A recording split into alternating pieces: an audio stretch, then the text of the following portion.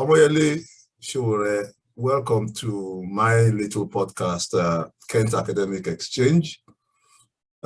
You are not a visitor to Kent in any way to mention. If I remember very well, you more or less kicked off your campaign at Kent at one of our events, the seminar we had on tracing stolen funds. And then, of course, things took a life of their own. You are with us now on this show. Before I ask for your views on a number of issues, I think I do need to introduce you. You are a Nigerian human rights activist, a pro-democracy campaigner. You are a former presidential campaigner, and in fact, you are a presidential campaigner as we speak.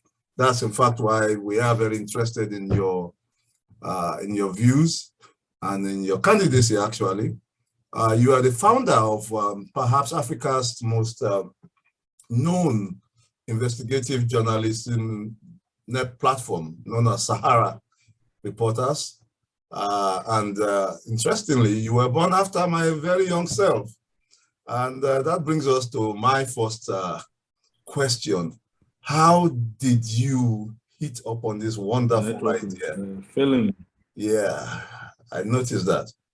Yeah, I was just going to ask you, how did you hit upon this wonderful idea of serving Nigeria at its highest possible capacity?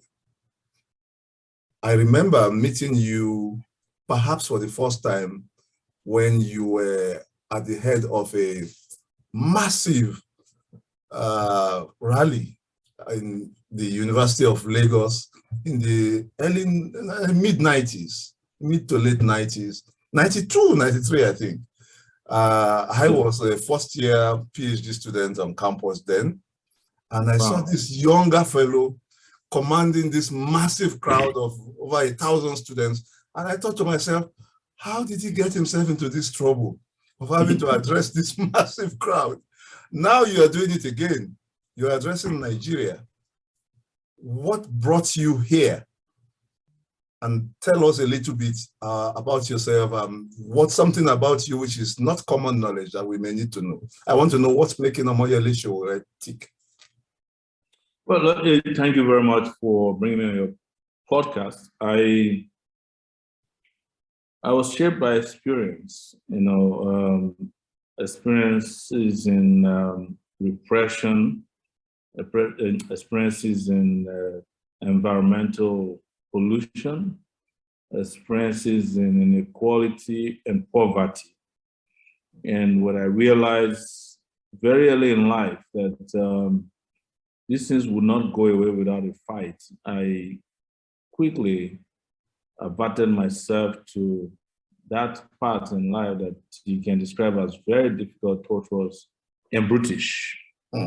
So I arrived at the University of Lagos in 1989 as a freshman, and I came with a baggage of someone who had experienced police brutality at the age of 10, but never really met with anyone who could just explain to me why Nigeria had to be like that. Because everybody was afraid of the police, everybody was afraid of government where I grew up. But when I met the likes of Femi Falana, when he came to our campus one year when I was a freshman, and broke it down to a large extent to us, I changed my direction in life completely. And I moved on from there to do a lot of academics, but also do a lot of social justice work on campus, trying to help students fight for their rights, get the right welfare facilities, I fought for mattresses, fought for ceiling fans in rooms in Erica. Even though the authorities had massive warehouse of ceiling fans for students, they didn't release them. They claimed that the rooms were too small to accommodate ceiling fans. So I one day went to a lot of students when I was welfare secretary of America, liberated the ceiling fans, and eventually were forced to install them. Nets that were not working, mosquito nets, were installed. We fumigated the hall. And when I came back from purchasing the fumigation chemicals, the chairman of the hall then was welfare secretary was shocked when I came back and remitted change. I said, "This is how much I bought it. It's a lot more money left." I gave it to him. He said, "Are you crazy? Why would you return money? It's not your money, it's students' money." I said, "No, this is the reminder of the money." And by the mid-90s, you were already addressing even more challenging things. Because I remember again our paths crossed when we were both in the CLO building, at least in various capacities. Yeah, I was just building. Yeah, I know. Yes. Oh yes, okay, you could go on. Because what really impressed me was that there was a time we all ran away from the CLO building because SSS was there. And invaded the place. And you were in the CLO building giving interviews to CNN. And I was wondering, this guy, does he have any fear in him at all? Yeah. Anyway, please go on. So, but what was our challenge in it? It was changing Nigeria from military rule to civilian rule. And we just went to work. So we did a lot of work among students. I became the president of the University of Lagos Student Union, 1992. And we immediately had this Babangida must go rally. No, it was Babangida must go rally before I became president. Then we were expelled. Yeah. Mayegun was now president and University of Lagos Student Union president. So we were expelled, and we went to court. The judges weren't willing to even undertake any anti-government lawsuits. And when I became president of Student Union later in 2022, when we came back from expulsion, we went to work for democracy, ensuring that the military was forced out of power. And then they had election in 1993, and all hell broke loose. Yeah, that much I remember. Yeah, so, and again in 1994, I was expelled from the university. And I closed the university for many years. I was attacked. At the point I was injected with unknown chemical substance. By the time I left Nigeria in 1999, I've been detained 8 different times. Expelled twice from the university. I suffered broken head, broken bones. I was tortured.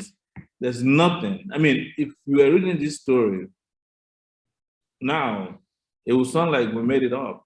No, I mean, for those who are younger than us, it's unbelievable. Yeah. But until they now saw that the same thing repeated itself against me in 2019, then people start to ask, who's this guy? You know, because a lot of people, especially the people we call children of democracy who were born in 1999, did not really understand the struggle against what we had to go through. Yes, in our own small way, what we had to go through against the military of an African state. It was difficult to explain to them that somebody came to your campus and broke down all the doors on campus, physically dragged out the student, assaulted girls, both physically, sexually. They don't believe it because... It's interesting you mentioned Mayegun. I remember at the 5 million man march in Yaba, Lagos, which we did to counter the 3 million march of I think they had a 1 million man march. 1 million march, and we promised to have a 5 million man march. Yes. Which was something I proposed at the UAD program. Exactly. I was then the coordinating attorney of UAD, United Action for Democracy. Wow. I was under Olisa and CLO. Yeah, I remember after that, can I just say this? After that march, we all had to escape into various directions. And in the evening, I met Mayegun at an event at the German Cultural Center. This time we had now appeared like normal people with glasses in our hands. Went to take a shower and all. And I asked him, I said, so what's going to happen next? Mayegun said, we're going to go underground. And I said, go underground how? He was right. That was when I knew I was dealing with different type of people. Yeah, please go on. Yeah, it's true. I probably was one of the first few people that didn't go very much underground. But I remembered after that, go underground.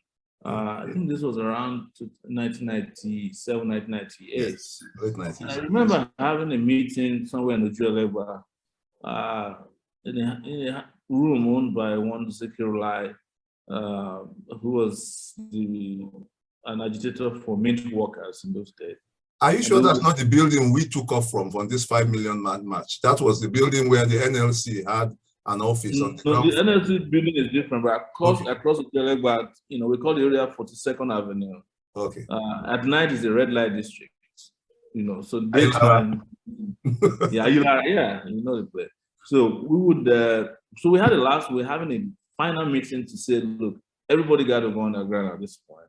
Agbakoba had been arrested. Everybody, Mayegun, everybody arrested. He was arrested by my side because we marched together from our side. You guys were coming from Yaba side. Yeah. Yeah, you're right. We were coming from Ojuelegba. It sustained a black eye massive that became an iconic photo for him. the democracy struggle. Yeah, I'm sure you can Google it. Agbakoba has smuggled a note out of detention saying that they are looking for me, to the point that they said if he could produce me, they would release him. I was the one causing all the trouble. And at this point, I didn't even have a place that I was living at permanently. I was just moving from place to place. It didn't make sense to even rent a house. But even if that was the case, I couldn't afford one. So, and then we're there waiting for the final meeting. We're sitting there, and then somebody came from outside and said, have we listened to BBC? And we said, no. So we turned on the BBC and said, General Abacha had died. Yeah. That was our last meeting on that day. And we just went on the street, and everybody everywhere went beside. So that place wasn't far from the police area commands on Western Avenue near the stadium. And we saw policemen flinging their hats out of the command. Yeah. It was unbelievable. Soldiers hugging civilians. So it turns out that everybody had been tired of the regime. Even in the north, I was in the north at that time. I was in the Nigerian law school for my final bar preparation. And in the north, there was rejoicing. People were rejoicing because Abacha's era is again you can't describe it to the young generation. That everybody had to wear a badge that showed that you supported it. You could enter a government building, that all taxis had to have a sticker on their windscreen. That was the level of oppression we were going through. It was unbelievable. So Omoyele, now you are going for something more serious, and I wish you all the best of luck in this. Nigeria's perhaps most serious problem now is its economic circumstance. What would be your approach in leading Nigeria in terms of improving the economy, given the high debt to revenue levels that we have now? Huge debt, little revenue. How do you get us out of this? Well, it turns out that a lot of major Nigeria problems are interlinked and interwoven. You just can't wake up one day and wish Nigeria prosperity without fixing electricity, deliberately. There has to be an emergency intervention, without fixing security. But you can't fix security without also fixing electricity, because the nature of Nigeria's insecurity is just beyond physical insecurity. It has to do with, first and foremost, inequality, poverty, and economic instability. Yes. And look at the macroeconomic outlook of Nigeria, which has to do with mostly policy. Nobody's in charge. The government keeps borrowing and borrowing and borrowing. And this is going to be paid back. They borrowed Nigeria back into back to the Stone Age. Definitely back to the pre-Obasanjo era, when well, it's worse now, because when Obasanjo came, debt portfolio wasn't as huge as it is now. Yeah, certainly not. Right now, we're borrowing to eat. Before then, they were borrowing to. So how do we get out of this hole? Someone needs to take us out of this hole. That's what I'm saying. You have to. If anybody doing this has to tackle a range of things at the same time, because you can't say, "Oh, we'll stop borrowing when you have no revenue." But you can't boost your revenue in faith if you don't tackle security, because part of the revenue challenges they're having has something to do with not Boko Haram and bandits alone. No, that's a scary one. But there's also like some economic issues. Pipelines are being busted in Niger Delta region, and people are taking crude and refining it in their little local refineries. And that's depriving Nigeria of a huge amount of revenue. Otherwise, maybe right now that Ukraine and Russia are both at war, would have been making more money to take care of some of the shortfalls. Yeah. But the barrels of oil being exported is practically taking care of barrels of, their so-called subsidy of products, petroleum products. But there's no subsidy, it's just corruption of the biggest order. So you have to stop the bleeding first, but you have to also intervene in all these areas. And there are some practical steps that could be taken internationally where you halt repayment of debts. You ask for. That's bound to lead you into trouble from the creditors. They will be all of sanctions and all that. Yeah, it might in some ways, but if they see that the leadership is credible and they don't want a collapse of an economy of 200 million people, it will cost more for Nigeria to be bankrupt than for a moratorium to be placed on its repayments. That much I know, and it's nothing new. Europeans did. Greece did it, and they were able to recover from the situation. Would you be looking at? I'm just saying that all these options are going to be on the table. Diversification of the economy. Diversification. I personally have reservation about even the legitimacy of some of these loans and their interest rates. I don't think these guys on this other end of the table even know how to read the fine print of loans that they're taking. Definitely not Buhari. So we have a lot of odious loans that don't pass the smell test. When you have loans that practically mortgages or your country irregularly obtained. They are more than odious. They're more than odious. And I'm not sure that anybody is transparently looking at the terms and conditions attached to these laws. I don't think so.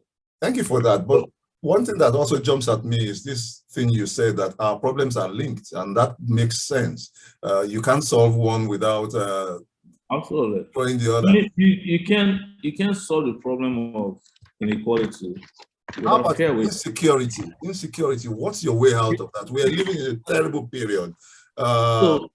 Trains cannot move freely. The immediate is to look at how to procure equipment, train people, restore leadership in the security agencies, let them share intelligence, make them obtain intelligence a lot, provide training, motivation, pay them better immediately.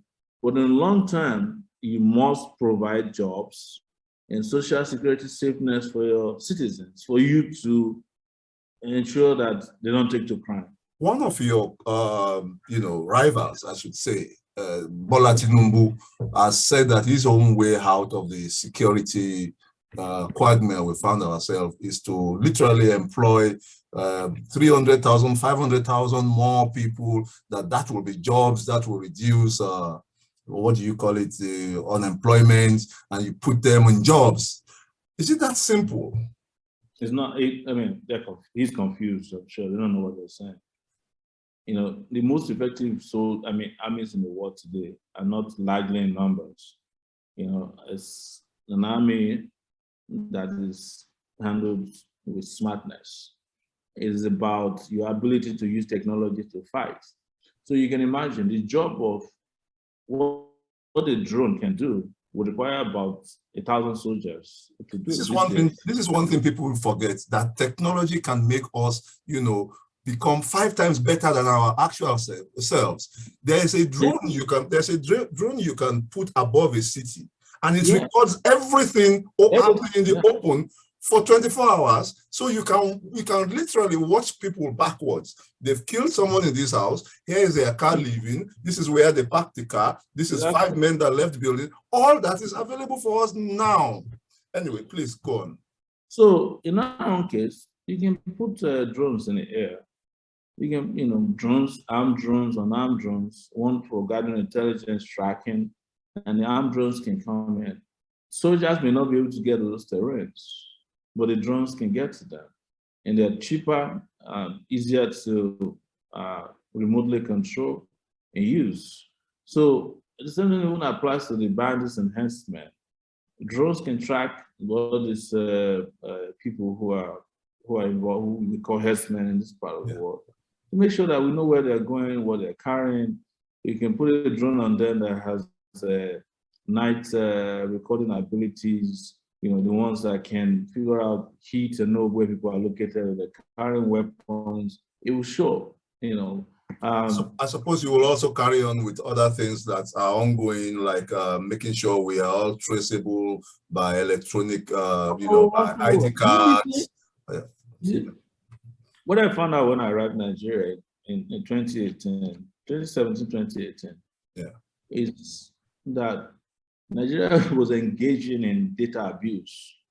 They're abusing their citizens, in obtaining data, they're abusing their citizens' rights to privacy. Because every Tom, Dick, and Harry, we're collecting data. Banks are collecting data in the name of what they call BVN, but they take your biometrics.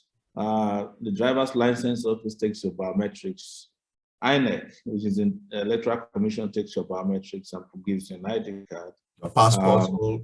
Passport, immigration takes your. The phone companies, who naturally should have no right to take your biometrics, are also collecting your biometrics. That's number 5, right? Some private individuals are collecting, biometrics, and sometimes even collecting your contact information from your phone. Yes. So loan sharks, all people out there collecting, whereas they should have no chance in the world or have access. We don't need this. We don't need a concrete biometric database, don't we? We also need to harmonize it so that you can secure the data. I cannot call someone in the UK who asks about your information. It's forbidden. That's like a crime, to call a hospital and say, I want to know if, Dr. Benga Oduton is in your hospital. Oh, I'll tell you an interesting one. A parent came on campus. Of course, I'm an academic. A parent came on campus and wanted to find out where his son lives on campus. And the security guard took him to his, that guy was in trouble. Because the son said, who told you I want my father to know where I am? Exactly. We had to change our laws to make such things impossible on campus. It's a question of privacy. It's a process of data creation and protection. So if I want to apply for anything in the US, I have one data point only, most likely, to get anything done. And that's the social security number, which is what we call NIN here. It's NIN. If I want to go for a driver's license, so it's okay, bring your NIN and another form of ID. That might be INEC ID. But INEC is the phone company. I don't think is allowed to collect your fingerprints. It's the government that does that, and then they have a general portal they log on into and find your information and make sure that it's accurate, and then you get whatever you want. But here, everybody's got. There was a time at the airport, KLM was collecting fingerprints. And everybody was happy to give them their fingerprints until I got there and said, you have no right to come into a country with a biometric machine. I mean, collecting, he said, you're not going to fly. I said, that's fine by me. Yeah. But it's wrong. It's just like Airpeace taking a biometric machine to, Schiphol Airport and say they're collecting. You never know what your rivals internationally are doing with this kind of information. Exactly. You never can tell. Yeah, so I'm just talking about data, that there's a lot of data, probably more than enough data out there. What is not happening is that they are not being harmonized, they are not being curated, they are not being coordinated in such a way that it's just one single data point. And if you use data that's available, either biometric or non-biometric data that's available, you will have an idea of how many citizens are in Nigeria. You can guess that an average Nigerian carries 2 phones or 3 because of instability of of this network. Yeah. But if you have 100 million phones, internet connected phones in Nigeria, smartphones, it makes sense to say that there are 50 million phone users in Nigeria, because an average Nigerian carries. So, and when he talks about data, it's about statistics. You use certain parameters to judge what you think is, what you think is, the number. So whatever is, you can use that to judge consumption. You can use it to judge demography. You can use it to figure out how many people are in need of social security, how many kids are in school. So that's the office of the Federal Office of Statistics, or the Statistician General of the country. But this people don't even understand it. That's why sometimes it's difficult for them to understand, people like us, the level at which we are speaking to these issues. Like, where's this guy coming from? It's not like a madman when you break things down. We're talking security, and you're talking drones, you're talking privacy laws. These are not the things that the average politician would even have their heads around. Yeah, but those are good. How do you deal with a terrible police force, if I may be permitted to speak like that, or what do I call it, a criminal justice system that is not fit for purpose? I go in and out of the system on a regular basis. I get arrested frequently, and I can tell you that Nigerian police force. And you got shot at. Didn't you get shot at recently? You got shot at. They shot me with a riot gun. They broke my nose. I get arrested frequently. And I tell you, the Nigerian police force is nothing short of an organized crime syndicate. Nothing more. And everybody really horrible. Yeah. So, and it's set up in such a way that it then has rogue units, which are set up at ad hoc units to do the bidding of either the rich or the connected or politicians or their bosses. So it doesn't end. If I get to become president of Nigeria, I know how to tear the police apart. It's just a very simple thing, because I know how they operate. I know your position on NSAS, for instance. I agree that a lot of excesses have happened there, but you will always need special units in any respectable police force. You will always need crack units. Won't you? You can have crack units, but crack units are different from rogue units. Very true. Yes. So these are rogue units, and not crack units. There's extrajudicial killing going on. They're just operating lawlessly, and there's no command and control in such a way that you can say, okay, this particular crack unit is responsible for this. There are reviews of their activities. If you go to the UK or the US, each of the crack units, whenever they're back on operations, there's special reviews. Yeah. What did you do wrong? What did you do right? What is acceptable and what is not acceptable. And once anybody has shot a gun, the person is immediately on a sort of administrative leave until the situation is forensically looked at. Yeah. Where did you shoot the gun? Who did you shoot it at? How many bullets you have? Here, police officers have bullets issued to them, and they have their own bullets too. You imagine that they have their own bullets too. They buy their uniforms, they buy boots, so they take out guns and rent it out to criminals. If they can buy their own uniform, that means they can have extra uniforms that they give out to rogue elements in society. You don't have to. Anybody can pretty much buy a uniform. They sell uniforms in front of police commands the same way they sell water. So which is why we're having these problems we're having internationally in terms of the Boko Haram linking up with the ISIS and all that. That brings me to the question: what are your views on foreign policy? What's your foreign policy view for a country like Nigeria? I always have a special place in my heart for those countries that helped us in our pro-democracy days, and I have no problems mentioning them here, like Canada, I used personally to go on behalf of the UAD to the Danish embassy. There are good forces like that, but then we also have states that I have personal reservations about, such as the United States of America, such as the United Kingdom, that I think that these are states that pretend to be friends, but they really have to justify themselves. And we do have to be quite smart in our foreign policy posture. What's your foreign policy outlook? I just want to briefly describe what our foreign policy situation has been. It used to be, the big brother African country who helps with everything relating to African countries. But we don't ask them questions. We don't ask questions about human rights. We just give whatever they want or whatever we can support with. We used to pay salaries, we give electricity to our neighbors. That has to change. And what needs to change with is the lethargy and subservient nature of our foreign policy to the main corporates, some of them you've mentioned, and the issue of reciprocity as well. Like, you can't just keep having foreign policies in which your citizens are maltreated and you don't do anything about it. Are you talking of any particular African countries that's giving you worries now? Yes, I talk about South Africa. I was in South Africa in 2018, 2019 when I was campaigning. I went to a radio station, and when I told them that, this rubbish will no longer be acceptable, the way they treat Nigerians, they switched off the show.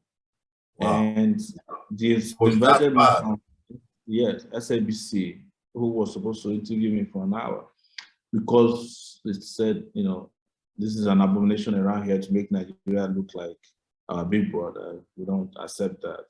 And this is because of the way Nigeria has handled itself internally. And I must say this, you cannot have a respectable foreign policy without having, your own local affairs. Getting yourself straight, getting yourself serious. You have to be serious at home before people that take you serious outside. That is number one rule of thumb for foreign policy, I think.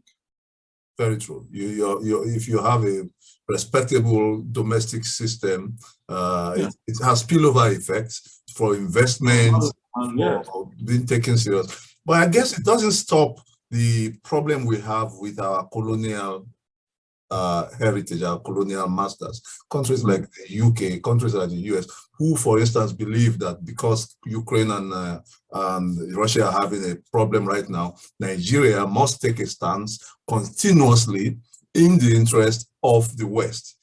How do we handle the West? How do we handle the Middle East?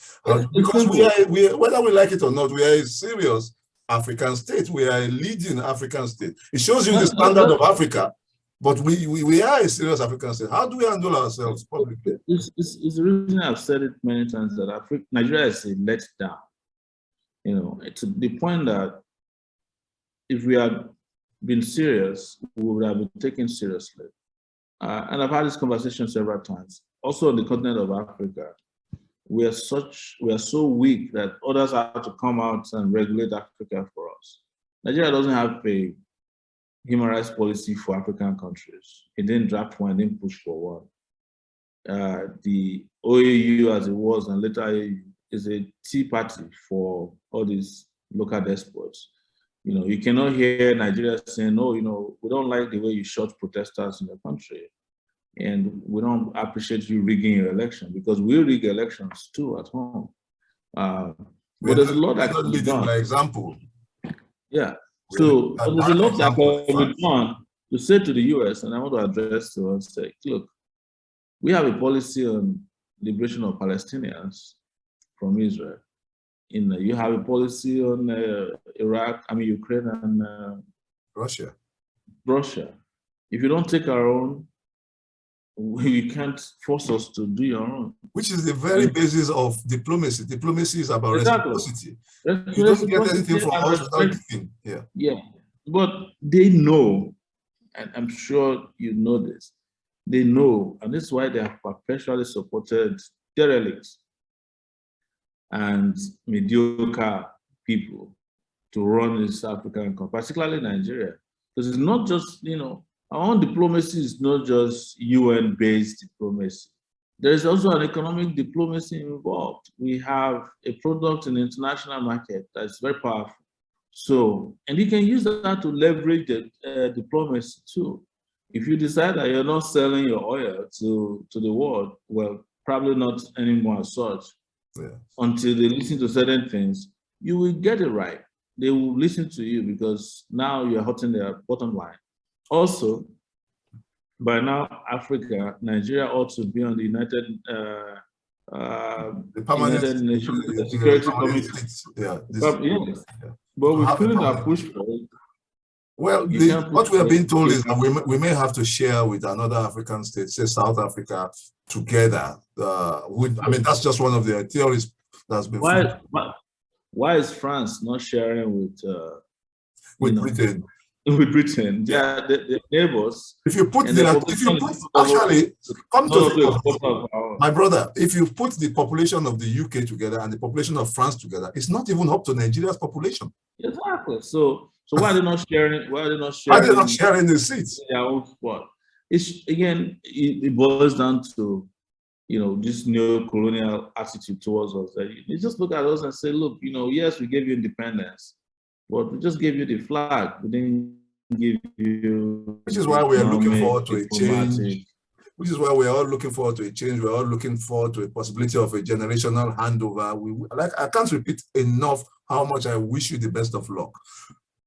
One last question. How do you run for this office without the Nigerian factor, big M, which is money, giving the kind of opponents you have with deep pockets? It's also a function of how far people have gone down the drain, collecting money.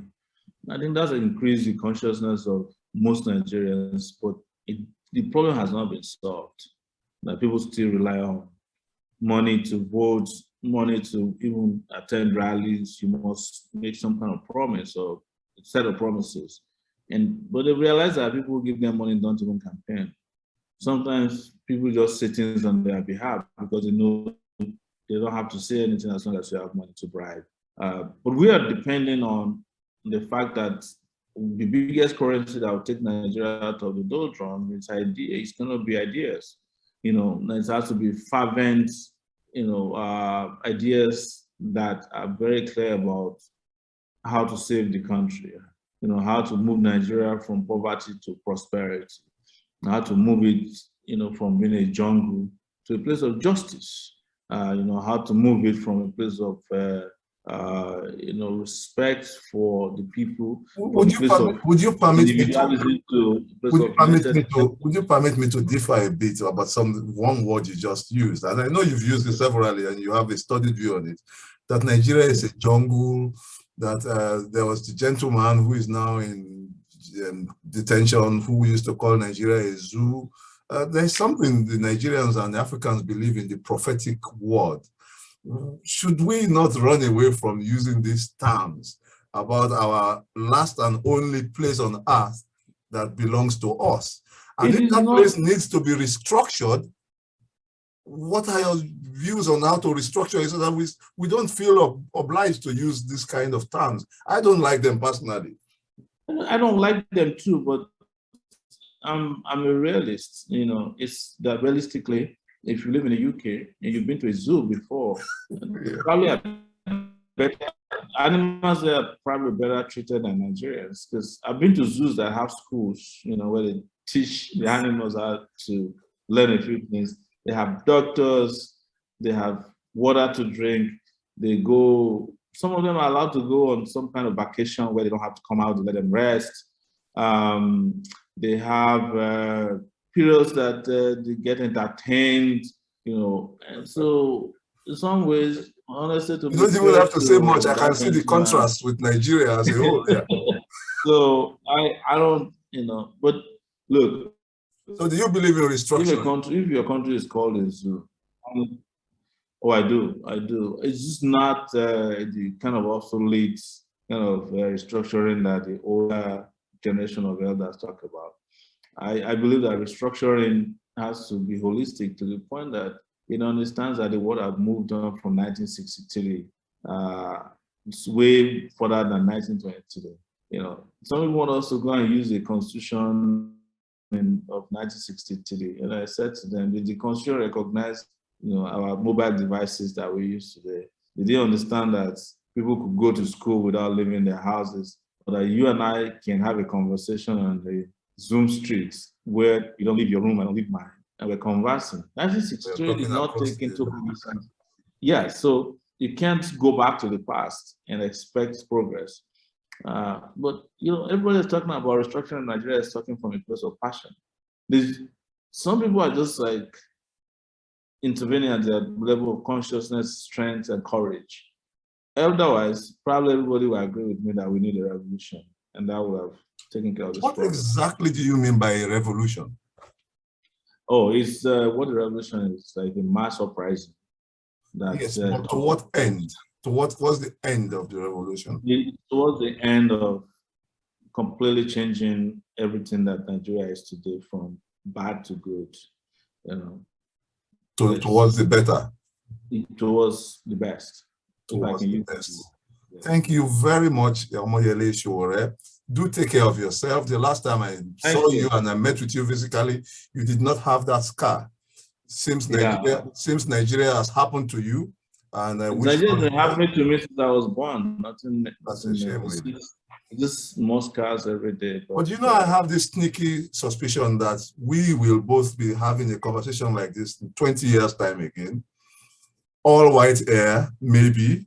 And I strongly think things would have gotten better, but between you and I, we wouldn't have agreed on that things ever got better, because our dream for Africa, our dream for Nigeria would still not have been fulfilled. Let me shock you. I don't know if things keep going this way, that I will last another 30 years. No, don't say that. You break my heart when you say that. No, you will. I'm not totally religious. I don't know. I do pray you will. Like everybody, and this is what Martin Luther King said, he wishes to live long, but this is a dangerous place, very dangerous place to live. On that very sad note, I guess we have to stop this conversation on this. Thank you so much for appearing. And once again, Kent Academic Exchange, University of Kent, always open to you. I love it out there. One of my best speeches ever was made on your campus. Oh yes, I remember. We have over nearly 200,000 views of that video. Still gathering views to today. Yes. In fact, I was going to ask you one last question. If I can get it high res of that complete video, I want to, and with permission, I want to put it. Oh yeah, I can make you get that. We'll talk afterwards. I can get it for you. Thank you. Thanks, my brother. Peace. Thank you so much.